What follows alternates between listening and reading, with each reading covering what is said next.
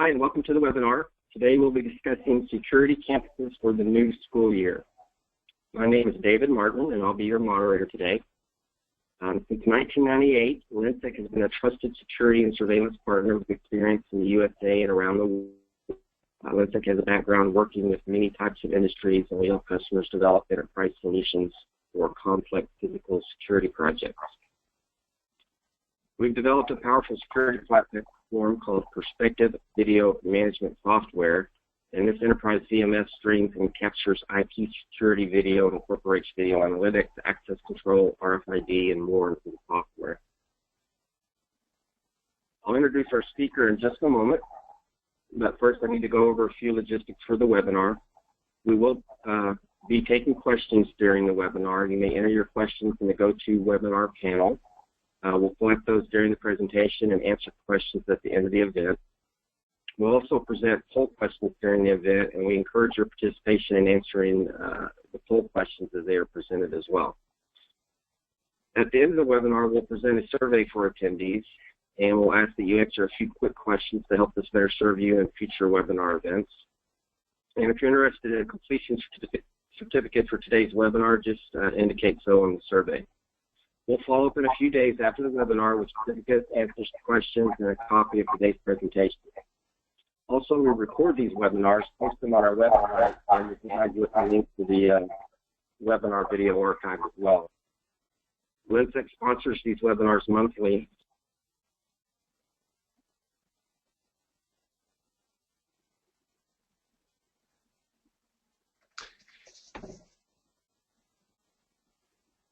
I'm sorry. So LENSEC does sponsor these webinars monthly, and we cover a variety of safety and physical security information. So check back with us often and find out what's coming up next in our Step into Security webinar series.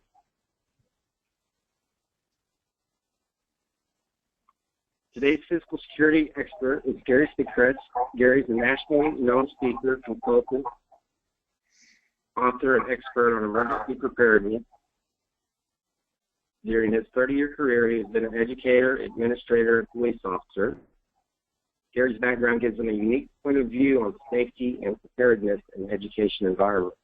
He is president and CEO of Safeguard Risk Solutions and helps his clients identify vulnerabilities, plan accordingly, train thoroughly, and respond effectively.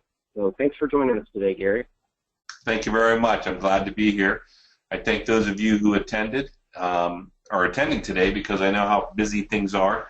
I'm not that far removed from the education setting myself. I retired as the safety director back in 2012.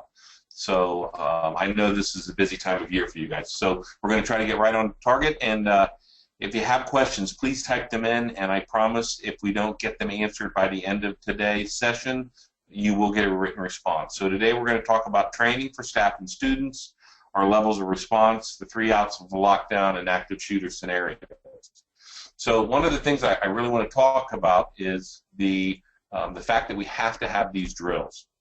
And when we're looking for drills, you know, some of these were regulated strictly by fire code. For example, in the United States, you're going to have 1 fire drill within the first 10 days of school and 1 every month thereafter. Your severe weather drills have to be done during tornado season, which, depending on where you live, could be April, May, June, July. Class evacuation, stay put, etc. So it's really important that we have drills, and that when we do these drills aren't just for compliance, but we're actually trying to improve our safety plans, improve our efficiency, improve our accountability. So when we look at this, you know, we must make sure we meet our state guidelines. I'm from Ohio, and Ohio's done some unique things in terms of our drills.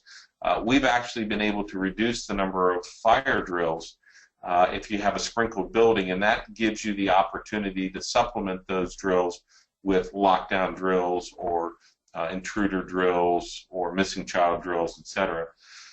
Since unfortunately 9/11, we know that we should be using the incident command system. This came out of Homeland Security Presidential Directives numbers 5 and 8. They have to be age appropriate. I always get that question: what do we tell kindergarten students about a lockdown drill? And to be honest with you, we don't tell them anything. We tell them we're going to do an activity where we need them to be in a certain spot and behave in a certain way. And we need to make the plans available to parents. Now, when I say make plans available to parents, that doesn't mean you're going to send home the plans to the parents. It doesn't mean you're going to send your emergency response plans to your parents. If parents want to talk to you about plans, have them come in, share with them, but don't let them take those plans with them. Because unfortunately, in some cases, if it's a custody issue, a child custody issue, we don't want to alert parents to the plans that we have in place to protect all children. So one of the ones I want to talk about first, and you know, everything that we do, we tend to look at what's happened in the country. And if some of you might have seen this video, there was a young student, female, who was not following the directions of the teacher. So the teacher called the principal gave the student some directions. The student still wouldn't follow directions, so they called the school resource officer. NASRO, if you keep up on this, just really came out with a good position paper on the fact that school resource officers are there to enforce laws, not school rules. However, in this case here, in the state of Ohio at least, an argument could be made that once she refused to obey the teacher and the principal, she was in fact violating the Ohio Revised Code by engaging in a behavior that serves no lawful purpose. So here's what we had happen. The SRO came to the classroom, and the student refused to listen to the officer. Now, one of the things we talk about is a classroom evacuation. So I'm not saying that the SRO did anything wrong. I think I would have handled the situation probably similar, but now based on hindsight, our after-action review, what did we do well? What should we do differently the next time? And in this case here, when the child refused the lawful orders of the SRO, we should have immediately evacuated the students from the classroom, so that the only person or people in the classroom then would have been the student, the principal, the teacher, and the SRO. The students could have gone to the library, the students could have gone to an empty classroom, the teacher could have taken the children somewhere, and the principal and the SRO stayed there. And at this time now, the child no longer has an audience. And it's possible to sit down with that child one-on-one and say, hey, you know, what's happening here? Normally you don't behave this way. And instead of it going directly from verbal to hands-on. The other thing that you want to think about is perhaps the same results would have happened with the SRO having to physically arrest the student. Well, if we don't have any students in the room because we did a classroom evacuation, then there's no one to record the event. And I know that that's an administrator talking right now, and not necessarily a safety director, but let's face it, we have to make sure we put our best foot forward for the public, and I know that this incident here generated a lot of negative press. I can remember as a teacher, I would use this technique if I had a student having a seizure in my classroom. I would immediately send my students to the classroom next door.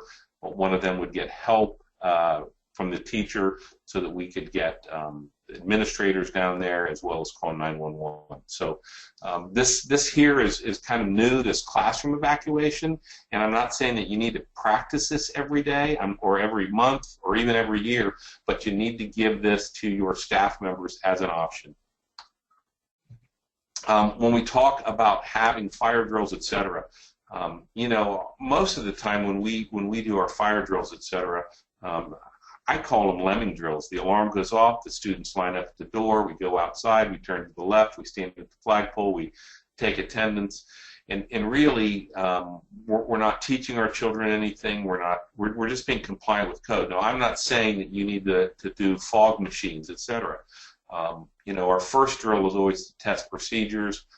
Make sure that new staff and students know what to do. The second one is time. Then we can start doing things like blocking an exit and making students and staff use secondary exits. We could have a missing staff member or student.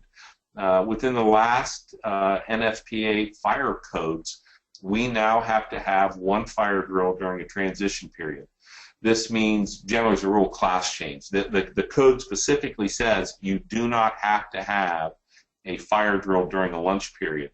But my recommendation is wait until all the state and national testing is over, and then in May, If your lunch period ends at 1 o'clock, at 12:59 and a half, when you're sure that every student has finished their lunch, go ahead and do a fire drill during lunch period so you can see what that looks like as well. And after any drill or exercise we do, we should always do an after-action review. What did we do well? What would we do differently the next time? When we're training our staff and students, our lockdown drills must have age-appropriate conversations. I taught in middle school before I became a safety director, and I had 8th grade students, and we had conversations that, okay, we're locking ourselves in the room, we're barricading ourselves in the room, but what would we do if the person was trying to get inside? And are we allowed to break a window? And are we allowed to fight back? And those kind of things. And really, it's age-appropriate, and trust your staff members to help guide these conversations. Again, I wouldn't tell, probably up through grade 3 or 4, I don't know that I would explain exactly what we're trying to prevent when we do a lockdown drill. With our lockdown drills, we can definitely talk to parents and discuss the drills, tell them we're following state code, tell them we're following best practices. You know, we give parents talking points so that when the parents know that we're doing a drill, if their children come home and have questions, we give the talking points to the parents so that they can have a conversation. You know, there are some people that say, hey, we should teach kids how to fight in schools, and I don't want to get into that debate. We don't do that, but we do have conversations with parents. What do you want your child to do? And we've had parents say, well, I want my child to fight. And I said, okay, that's great. So have you had that discussion with your child? Well, no. Okay, so there's a gap there. So we want to make sure that those gaps are filled in so that everyone understands what they can do during an event. One of the things that we have challenges with in schools all over the United States is, you know, calling a lockdown, who has the authority. And what we see happen over time is that school safety evolves. And I can remember way back when we used to tell staff members they didn't have the authority to call a lockdown. There was a time when teachers weren't allowed to call 911 on their own. And now what we're doing is we're empowering staff members to make a decision. So if there's what they would consider a lockdown situation, and for us, a lockdown would happen if there's a threat inside the building, a teacher has the authority to call that lockdown. There are struggles. If we look at so many school shootings, they happen in the cafeteria in the morning. How would you call a lockdown? How would you call a lockdown during class change? When is a lockdown over? These are all programs that you have to have in place for your staff and students in the event of an emergency. So what we like to talk about is when we train staff and students is, you know, when is the lockdown over? And of course we let them know you don't listen to any announcements during an actual lockdown. We ignore the fire alarm. One of the changes we saw in the NFPA code is, yes, there were staff, or there was code that said if a bad guy pulls the fire alarm during an active shooter event and the schools don't evacuate, the principal could have been held liable. That, of course, has gone away, thank goodness. But you need to let your staff know. And you know, we've seen events where someone pulled a fire alarm, and it's against fire code to pull a fire alarm to signify a lockdown. And the other thing is we've trained people that when they hear the fire alarm to exit the building. So we teach different methods of, and there are services that we provide, but we're not going to get into that. But you know, we talk about making sure that you have your cell phone that's on silent. If your district has a mass notification system, they can notify people that, in fact, the shooter is down, and we're going to unbarricade.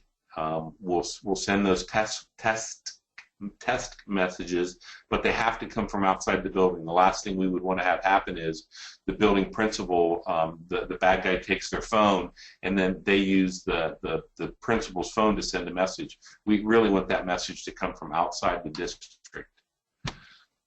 We talk about once it is over that we're going to remove barricades. We teach barricading. We don't advocate that you buy barricades that prevent anyone from open. We use ropes, flagpoles, desks, chairs. things that will delay, deter, and deny, but the law enforcement can still come in. Once you've been told that through a text message or through an email outside the building, or the emergency equipment outside has a PA system, we say that if you have injured students, put a red card underneath your door. If you don't have injured students, put a green card, because in most jurisdictions our entry teams are 3 to 4 officers. So if you had a high school that had 100 classrooms and you had 100 officers, you could only go to 25 rooms at a time. And if we have staff or students who are injured, those of us that, if you've taken trauma first aid, you know that if we can get to a shooting victim within 10 minutes, we can increase their chances of survival. It's called the Platinum 10.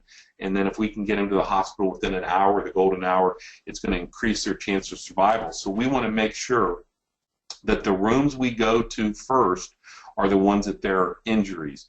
And in Ohio, and I know also throughout the United States, we are now starting to embed medics in our entry teams. It's not a cold zone, it's not a hot zone. We believe the shooter is down. It's called a warm zone, and so that allows us to get first aid quicker to the staff and students. Officers come in by using a key, so all you've done is you've removed your barricade. They make entry. Everyone is treated as a threat, so we need to teach our students to keep their hands visible. Instructions, and please understand there'll be a lot of yelling and screaming because officers will be coming in and you will be hearing things like, show us your hands, show us your hands. Now, you don't have to tell your students that during a drill because the likelihood of these events happening are so low. It's not 0%, but there's no sense frightening our students or anything like that by giving them these directions.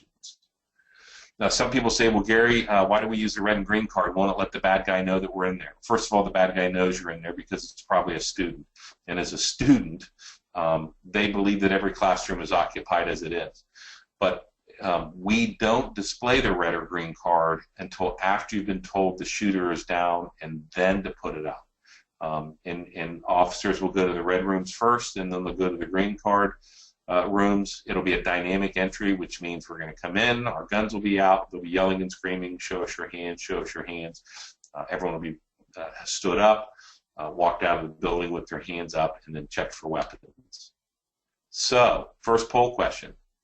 If a classroom has windows, what actions are important in order to keep everyone safe? So the poll is open. It will give a few minutes for you to respond. Your choices are stay away from doors, windows, cover the windows, turn off the lights, move everyone away from the door, or all of the above. In response to if the classroom has windows, what actions are important in order to keep everyone safe?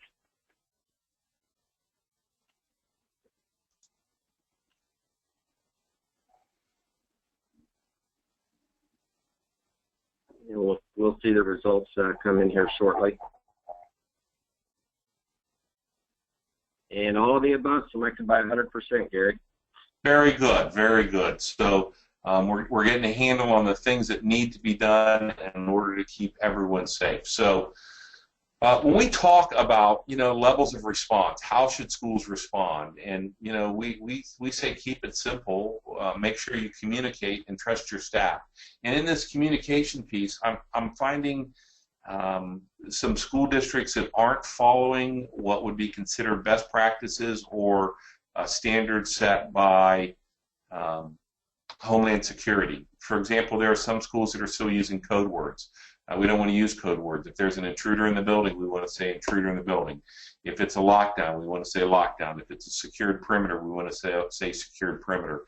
Because these events are so rare, then people end up not remembering what it means. I was in a building once doing a security and vulnerability assessment, and the principal got on and said, attention students and staff, we are now in a level 1 lockdown. And so I asked the teacher in the room, what does that mean? And he said, I don't know, I'm going to have to look it up. And they were also using the word lockdown to describe a threat that was outside the building. As a rule, a lockdown means there's a threat inside the building. So trust your staff. We trust them 182 days a year to do the right things. So let's make sure we trust them when things aren't going well. So as we look at levels of response, the first one is a stay put. And in the stay put, students, there's no emergency. It could be a medical emergency. It could be spilled water in the hallway. It could be a student was injured and the medics are moving the child out of the building and you don't want the students in the hallway. It could even be a parent who's irate in the office and using profanity. That parent isn't necessarily a threat, but we want to make sure that the kids aren't exposed to that. So we just say, hey, staff and students, please stay put. We'll let you know when you're allowed to start moving about the building.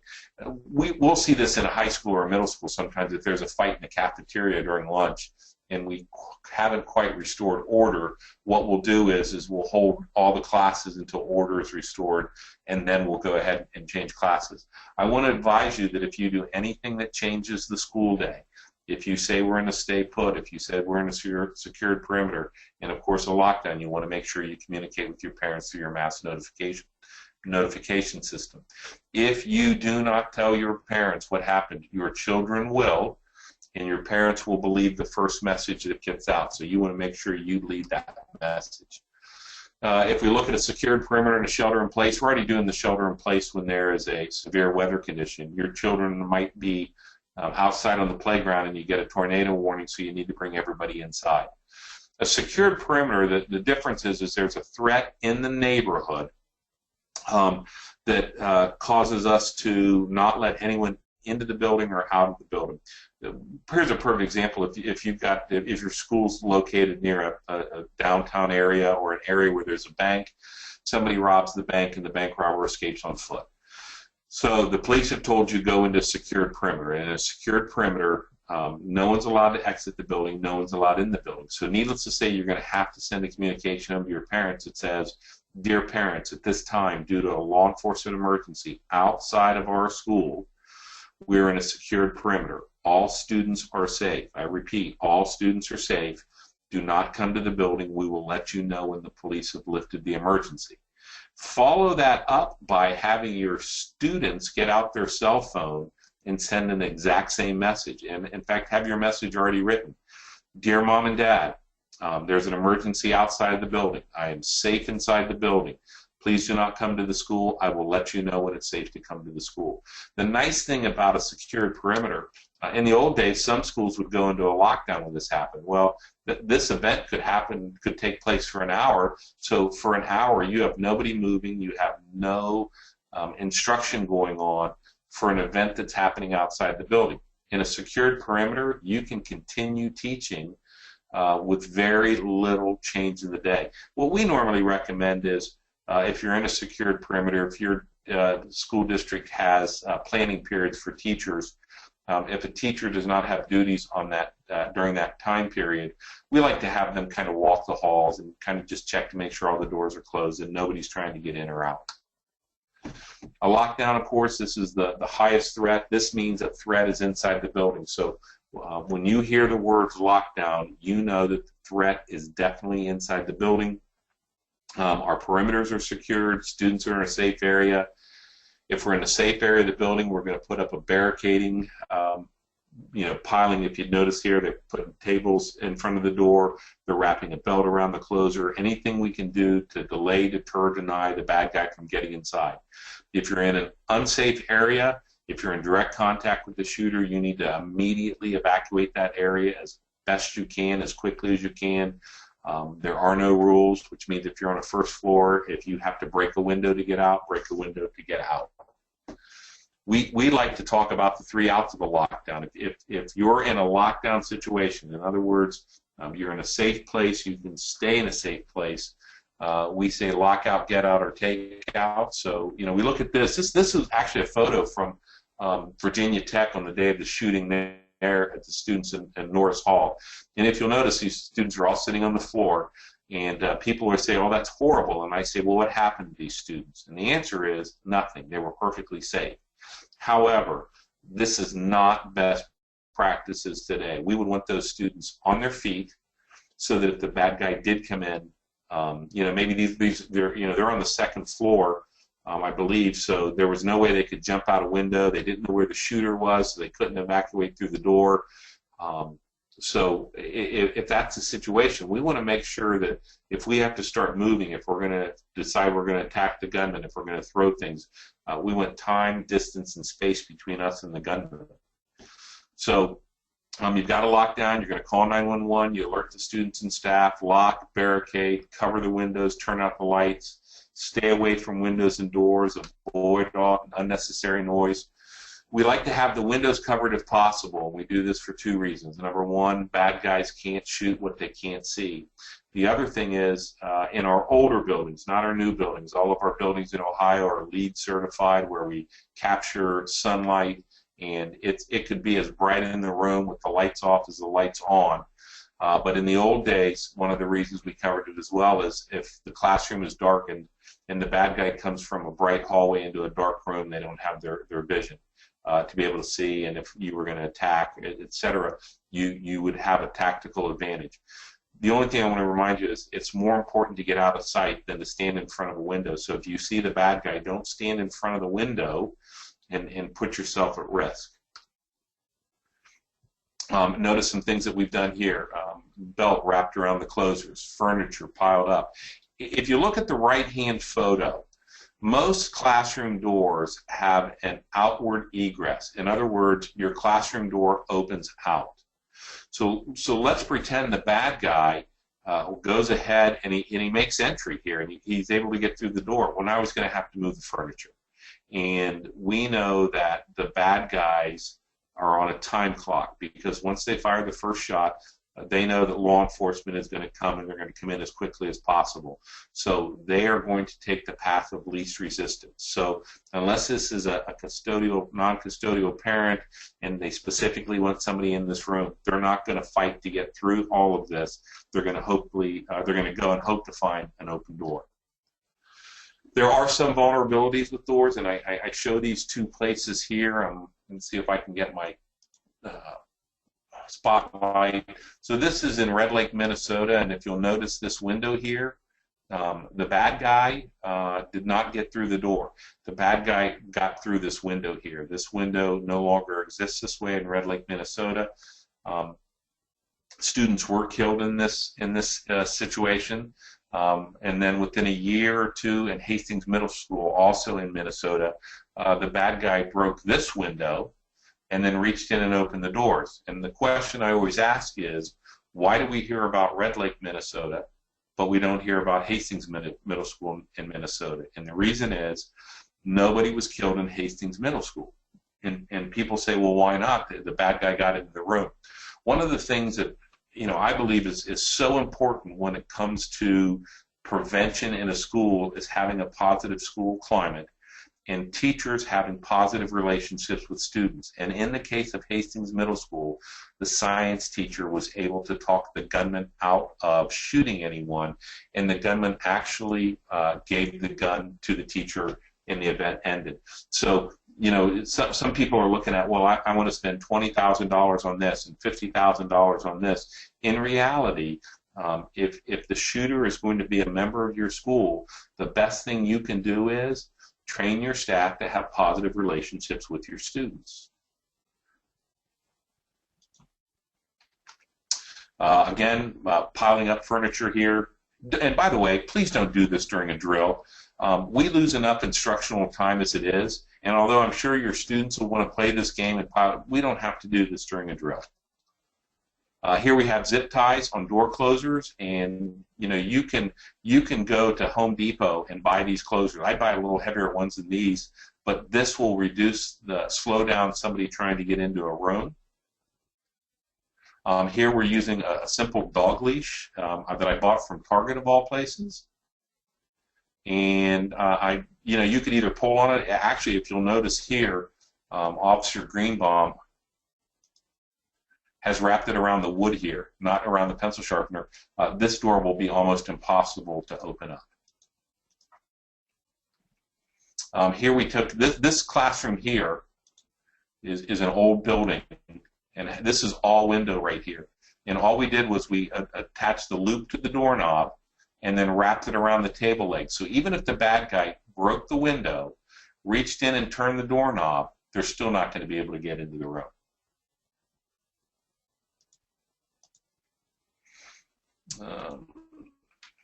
Here we are. Officer Greenbaum is now. This window should be covered. He's just laying here on the ground and holding this.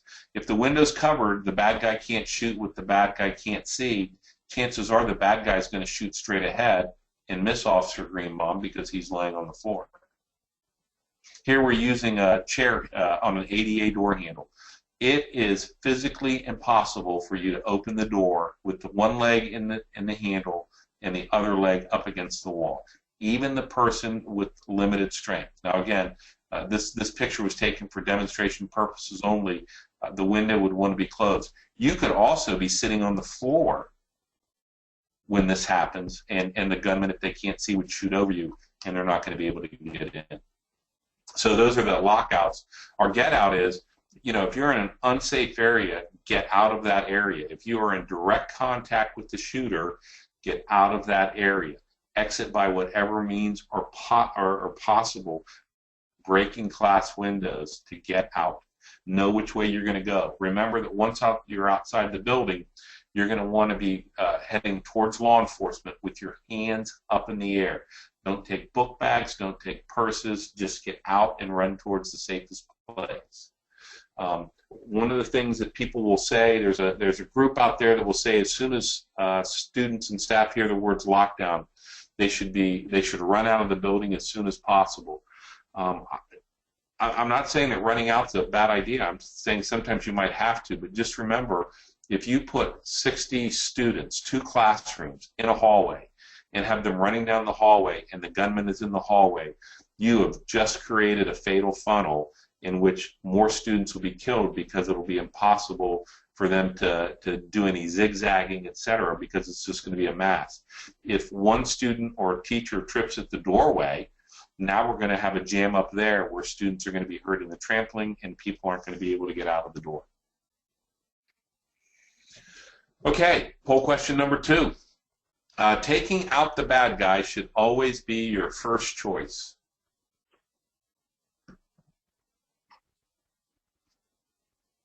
We'll take a few minutes to select either true or false there for taking out the bad guy should always be your first choice. And then we'll just wait for the results to come in.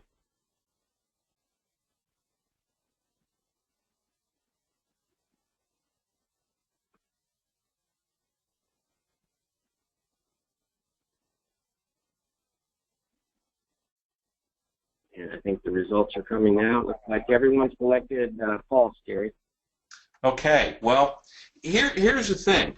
That's probably a trick question on our part, because you know, there may be a time when you're going to have to attack the gunman.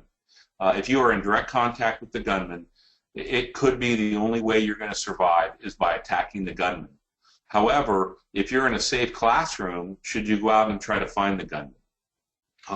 What we say for the takeout is, if you're in direct contact with the bad guy, it is your only way to survive. Then if you choose to fight, fight. And I want to use those words again. If you choose to fight, fight. We are not saying you have to fight. We are saying it's your choice. You have the right to defend yourself. You know, what we ask you to do is try to make sure the students are as safe as possible. Try to barricade yourself in a safe place if you can't get out. And then if you are in direct contact with the shooter and you believe your only chance of survival is to take out, take out. So, you know, what do you do if you're trapped with a gunman? You're in the classroom. One of your students stands up and he holds a gun up and says, "Nobody move." And I can't give you that answer. I can tell you what we teach people in robbery prevention.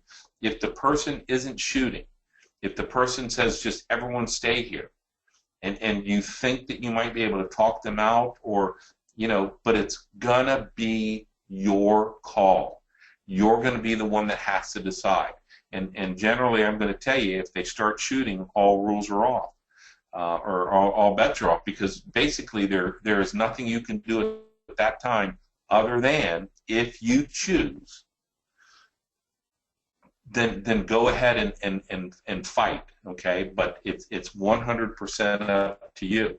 And what we talk about is, you know, when you're at the takeout point, you are ending the threat. And I want to say that again. You are ending the threat.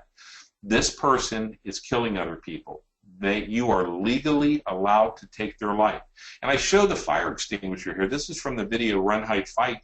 And the reason I show the person's not spraying him with the fire extinguisher, he's hitting with a fire extinguisher. Spraying him with the fire extinguisher might incapacitate him. Hitting him in the head with the fire extinguisher will stop the attack. That is what you're trying to do, stop the attack. So notice where all these people are. You know, I showed you the one picture of Norris Hall where students were sitting along the floor here. No, you want to be in a position where if you're going to fight, you can take out as soon as they make entry to the room. The thing that we always say, the 3 outs aren't linear. You can't say, like, if we're in the cafeteria, stop, we're going to, you know, let us run to our classroom. No. Here are your 3 choices: lockout, get out, or take out. And only you can decide what to do. If you're sitting in a classroom and a student stands up and starts shooting, your only real choice at that point is to take them out. But if you're in another part of the building and you've been given a message that there's a gunman in the building and you can secure yourself in a position and remain safe, then lock them out. Or if you're in direct contact, get out. We trust you 182 days a year under normal circumstances. You are being trained and empowered to make decisions during an event. So what determines your response? Are you in direct contact with the shooter? Are you and your students in a safe location? Can you escape from this location if you come, in direct contact with the shooter? We're giving you choices that you can make in the event that something horrible happens. What do we do if you're in the hallway? If you're in the hallway, get to a room. If you can secure yourself. If not, go to an exit. One of the things that we tell people, don't hide in a restroom. Unless a student can get into a restroom, for example, sometimes faculty restrooms, the door's unlocked, and a student could get in there and lock themselves. Okay, that's fine. But in a typical school setting, you don't want the child to go into the boys' bathroom or the girls' bathroom because the only place they can hide is in the stall, and that's not a hiding place. If you're in a classroom or office, you know, stay there, lock the door. If there's no way to lock the door, barricade. If the door has windows, try to cover the windows if possible. Turn off the lights, silence your phone. You know, there may be people on the outside that will try to rescue you. That's why we always say that if the threat is outside the building, like in a secured perimeter, put the blinds down in your classroom windows if possible. But if it's an active shooter and the threat's inside, we want law enforcement to be able to see in your classroom. They might be able to come in and rescue you. Just try to be quiet in the room, as quiet as possible. If you do get out, you have to move towards police officers with your hands on your head. Do exactly what they say. Don't try to touch them. If no police are on the scene yet, just get as far away from the school as you can. Don't go to the parking lots. If you have high school students, you don't want the students to drive because 2 reasons. One, they'll cause a jam in the parking lot. Second of all, they're going to block emergency vehicles trying to get into the lot. If you're in a large room, if you're in the gym, or if you're in the cafeteria, I've got bad news, folks. You are in direct contact with the shooter. Try to get to an exit as quickly as you can. This is horrible. If we have a school play going on and a student stands up and starts shooting, we know students will die. So our best hope is to get as many students out of the auditorium by directing them to the exits as quickly as we can, knowing that we just have limited options. Make sure your hands are on your head. Do everything the police say. You know, you have to know what your emergency response plans say. I mean, your school should have an EOP, which is a big, 125-page document that covers all hazards. But the other thing that they should have is they should have an ERP, an emergency response plan. An EOP tells why you do things, and ERP tells you what to do. And what your staff members need to know is what to do in an emergency. They don't need to know why they have the authority to call 911. They need to know what to do. So for most schools, the quickest and most effective way to keep yourself and your students safe is barricade your door. Pile furniture up in front of it. And again, I say barricade your door with furniture. I'm not saying go out and buy devices that prevent law enforcement from getting in. If your work location is unsafe, get to a safe area. Do whatever it takes. You have the choice to fight back. You know, we're seeing across the United States a lot of incidents where people are buying these devices that they actually in the advertisement show that it's impossible for students or for the police to get inside.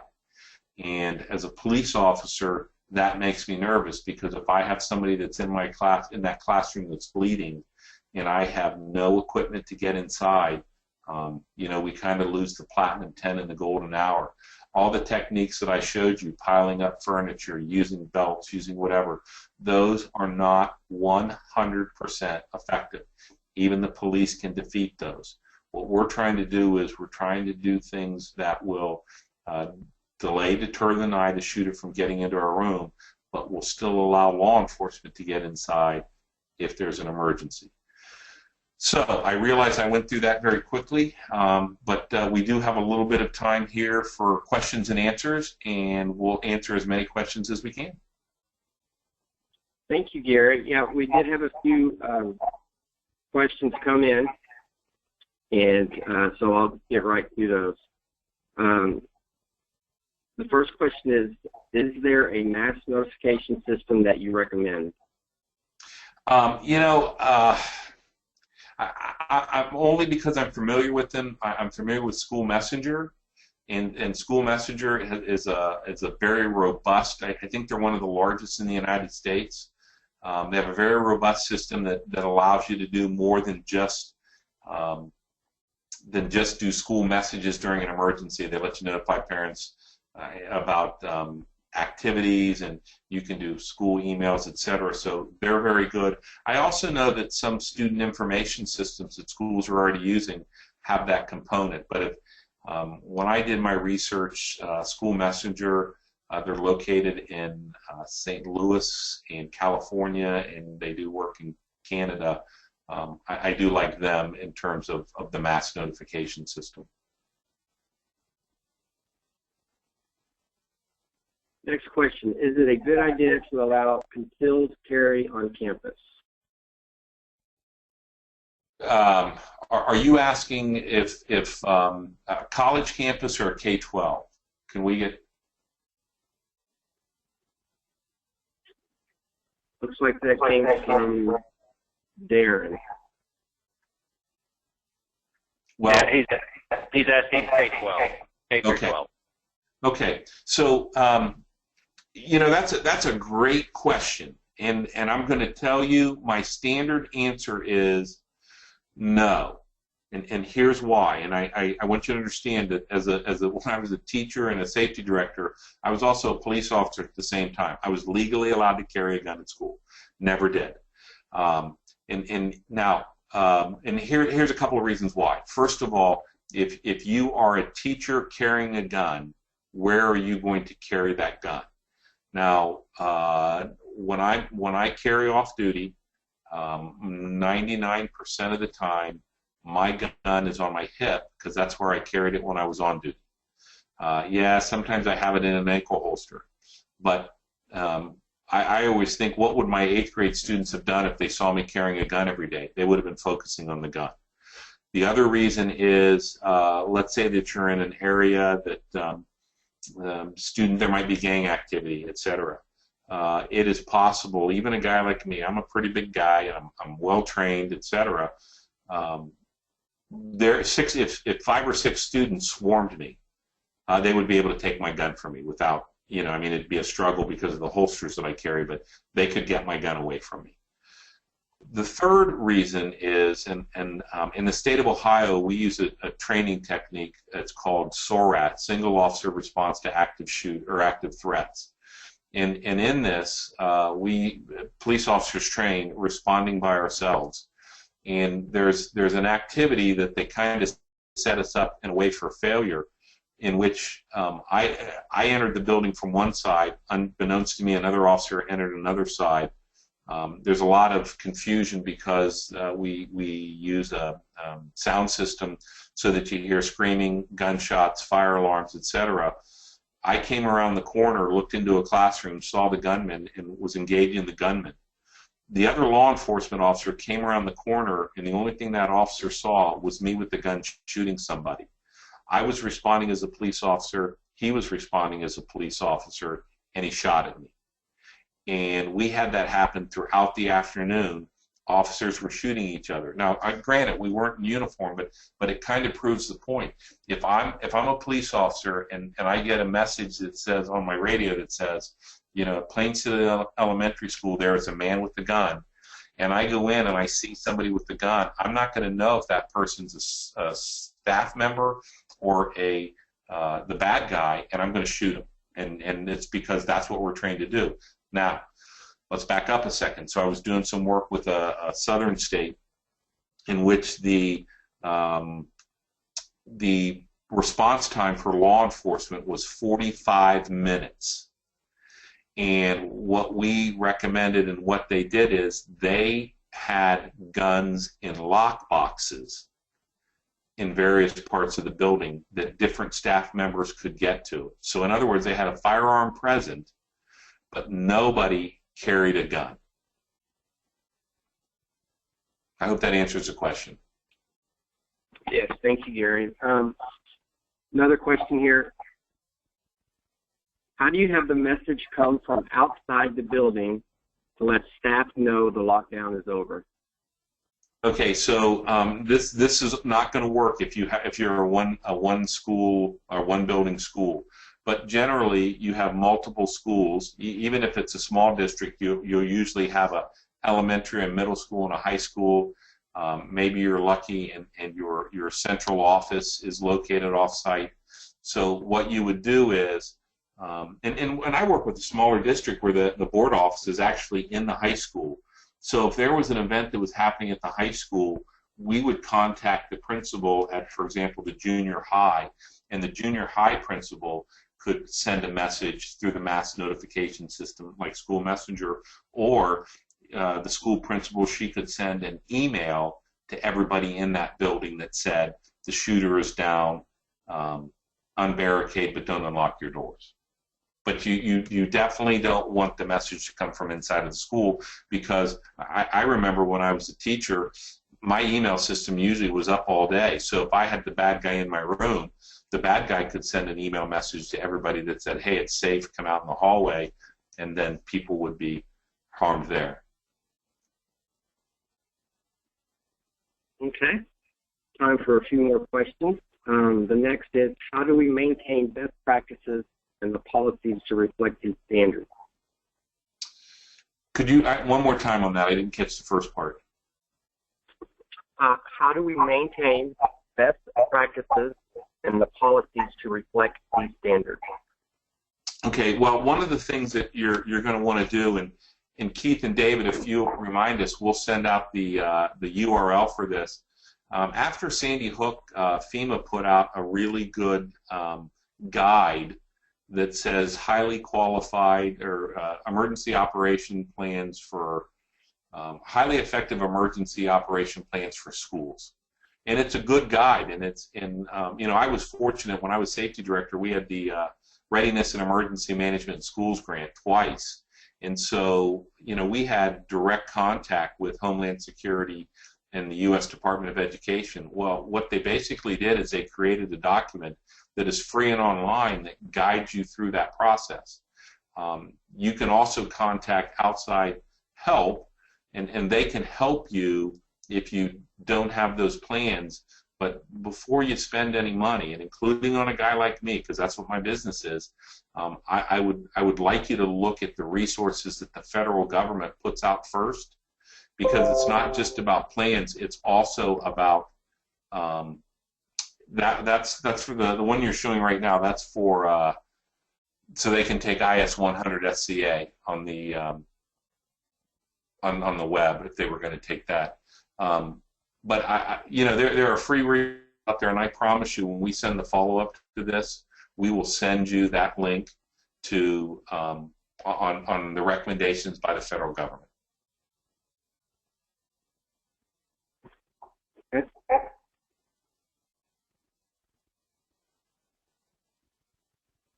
Okay, question on ALICE training. ALICE training or run, hide, fight. ALICE training, when and when not to use it, and how do you teach students? Okay, so, and I'm an ALICE instructor, okay, so I can speak to this. My biggest challenge when I was an ALICE instructor was they wanted us to teach children how to fight back. And as a parent, and our parents had a lot of issues with this because number one, it's a low probability event. You might have seen that there was a superintendent in, I think, Louisiana that caught a lot of grief because she told all of her students to bring in a can of food, and they were going to keep that can of food on their desk, and then if a bad guy ever came in, they would all throw food at them.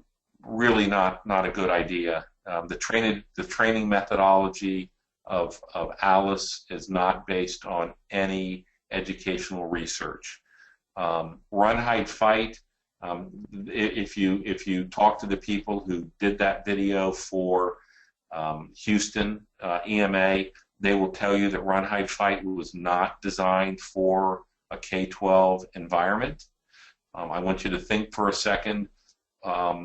Could you take, if you had a multi-handicapped room, could you tell those students, okay, we're all going to run out? No, they can't. They're in wheelchairs. So you've lost that ability. So what you have to do is you have to give your teachers options.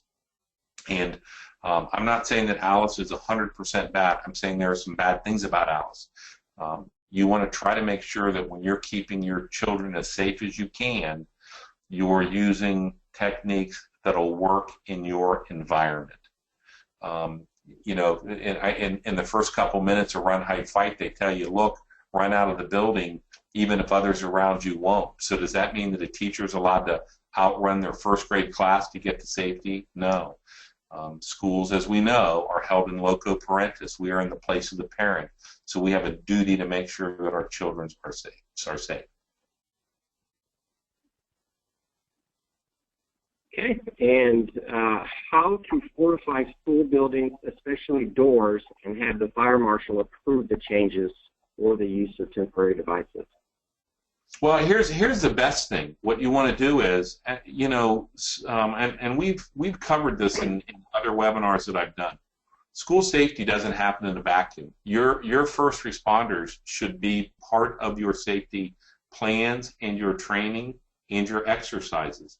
And so we don't, because of fire code, you can't use a barricade that takes more than one motion to open. And so when we use the strategies that we used, I mean, we said to our fire marshals, look, this is what we want to teach. We want to teach piling up furniture. We want to teach using a dog leash or an extension cord or a belt to secure a door. And they all said, these are temporary devices. These are devices we could defeat if we have to. When we were looking, just because we had a lot of issues in Ohio, our fire guy said, we don't approve any of these devices because they're unsafe. Remember, usually the offender is a student of that school. And so if I'm sitting in a room that has that device readily available and I stand up, I shoot everybody in the room, put the barricade up, and then commit suicide, police and fire aren't going to be able to get into that room. Yeah, if it's on the first floor, they're going to be able to break a window. What are they going to do on the third floor? How are they going to get equipment in to get people safe? That's why we don't recommend these barricades that prevent law enforcement and fire from getting in without the tools they normally carry with them. It looks like we've got a follow-up question to the ALICE training, which we'll get to, and then we'll wrap up the webinar for you. But that question is, says we are near to contracting with Alice, is there an active shooter training program you would recommend instead? Here's the thing. I don't want to get into my business versus somebody else's business. You saw what we taught. We teach the 3 outs: lockout, get out, take out. I know what it costs for a day of training with Alice, and the only thing that they train you on is to fight. If you truly want my opinion on that and you want to contact me afterwards, I'll be glad to talk to you about it.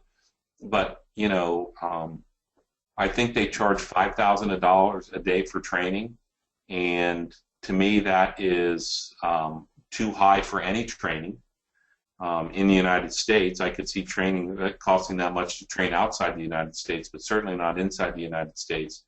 And you need to do more than just lockdown. One of the exercises that we did this year for a school district to prepare their staff members, it was not how to deal with an active shooter, it was how to deal with a non-custodial parent. Because I'm going to ask those of you that are out there right now, how many of you have had an active shooter? And I've been in training where I've had 500 people and no one's raised their hand. And then I've said, okay, how many of you have ever had a drunk parent at a parent-teacher conference and half the people raise their hand? And I asked them, what have you trained more for? And they say the active shooter. I said, are you prepared then for a drunk parent? No. So what I look at when we train staff members is don't train them for one thing. If the only thing we trained our staff members for was an active shooter event, if there was an active shooter event, they would fail. In the events that are more likely to occur, they would fail with those as well. So if you want to do Alice, I have no, that is 100% up to you. I just think that the time and the money spent could be better spent on training your staff to handle all emergencies. Thank you. Okay, we'll wrap up the webinar for you. Don't forget, we'd like for attendees to complete a quick survey at the end of the webinar. On the survey, you can also request a completion certificate for the webinar. We'll email out the items promised in the webinar. We'll send answers to all questions that came in today, those that we were able to answer and those that we might not have gotten to. This webinar recording will be posted to our video archive on the LENSEC website, which is LENSEC, LENSEC.com, along with previously recorded webinars covering a variety of topics related to physical security. I'd like to take one last opportunity to thank Gary of Safeguard Solutions. And I'm David Martin with LENSEC. If either of us can help you with any questions in the future, please feel free to reach out to us via the contact information provided on the screen. And that wraps up our webinar. Thank you, everyone, for attending. We'll see you again next month with another installment of our Step into Security webinar series. Thank you again. Thanks, Gary.